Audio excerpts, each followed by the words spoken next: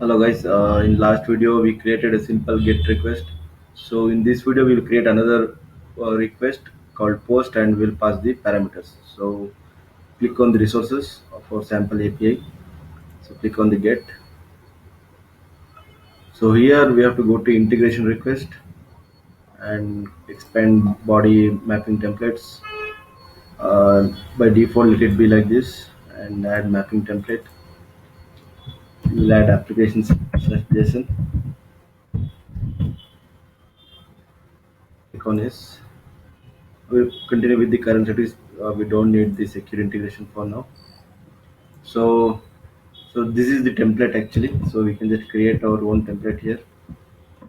What I'll do is I'll give it equal data and it will take the parameter input params.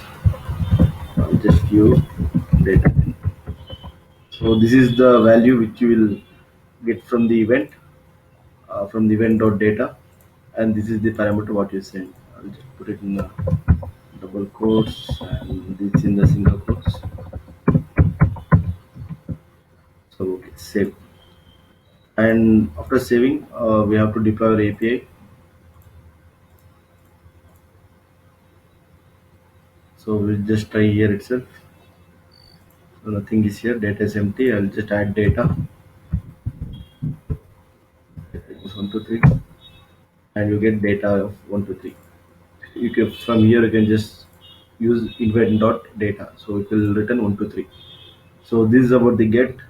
Now we will add a post and we'll pass the parameters to the post request. So we go to the resources and we'll add an create a method which will be a post. Add it. Click on this. So again we have to attach our lambda function to the post request. We will go to the our region and the function.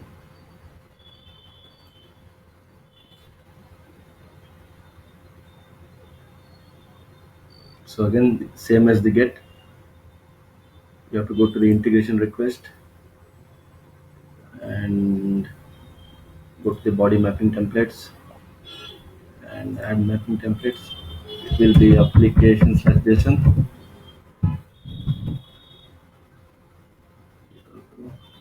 Current settings and the template is same.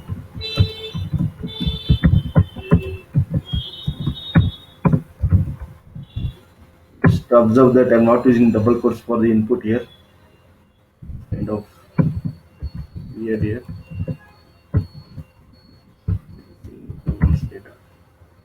So no double quotes for the this whole string, only for the data. So this is enough. I'll just save and deploy my API.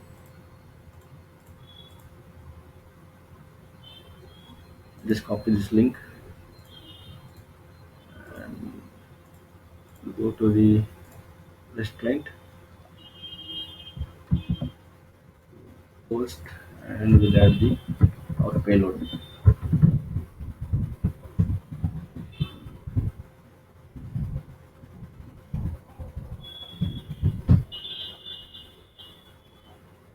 Data from post.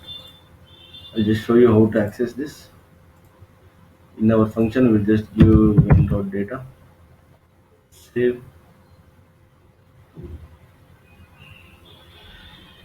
and we'll go to our REST client and send request. So data from post. So this is about the passing the parameters to the APIs. So from next we will see how the serverless works and all this stuff. Thank you.